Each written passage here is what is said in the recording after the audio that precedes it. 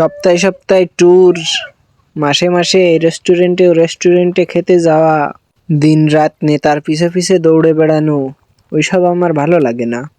আমি গরিব মানুষের ছেলে, জেলের ছেলে, দিনমজুরের ছেলে, তারপরে কৃষকের ছেলে।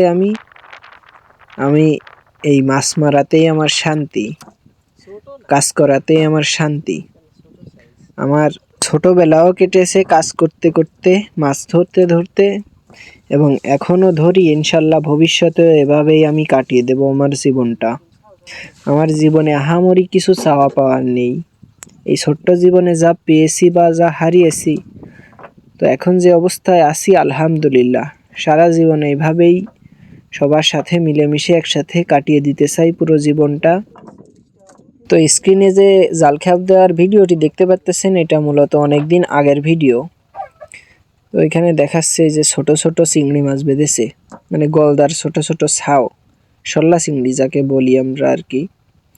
এগুলো অবশ্য আমরা মানে বড়তার সাথে বিক্রি করি না, এগুলো হয় আমরা পুকুরে ছেড়ে দিই, না হলে আমাদের বাড়ির পাশে কোথাও বিক্রি করে দেই। শুধু যেইগুলা গ্রেটে যায় ওইগুলাই আমরা মাছের মার্কেটে বিক্রি করে দেই আর কি, আর এইগুলা লোকালে।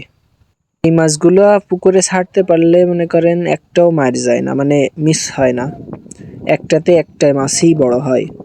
আর এই মাছগুলোর গ্রোথও ভালো হয়, কেননা নদীর মাছ। নদীর মাছ সবসময় যে কোনো মাছ গ্রোথ ভালো হবেই, এটাই স্বাভাবিক। এগুলো অবশ্য বেশি একটা পাই না, খুব কম, দেখা গেল প্রতিদিন 10, 20, 25 এরকম করে পাই। তারপরেও যা হয় আলহামদুলিল্লাহ বড় ছোট দিয়ে ভালোই হয়, মোটামুটি চলে আর কি আল্লাহর রহমতে। মাছ ধরাটা আসলে একটা নেশার মতন, এটা কোনো পেশা মানে পেশা হিসেবে আমি দেখি না। আমার কাছে মনে হয় যে এটা আমার একটা নেশা। মাছ যেখানেই ধরুক না কেন, আমার মন চায় যে আমি ওইখানে নেমেই মাছ ধরি। মানে মানুষের মন চায় না যে একটা ভালো জিনিস দেখতেছি, ওই জিনিসটা আমি খাই, একজনে খাচ্ছে আমি খাই, আমার ঠিক ওই কায়দায় মাছ ধরা সিস্টেমটা আমার কাছে ওই রকম মনে হয় যে একজনে ধরতেছে আমিও ধরি।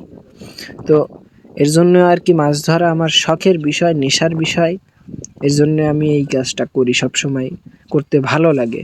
তো নিজের কাছে যেটা ভালো লাগে সেটা সবসময় করা উচিত। তো ভালো থাকবেন সবাই, আল্লাহ হাফেজ।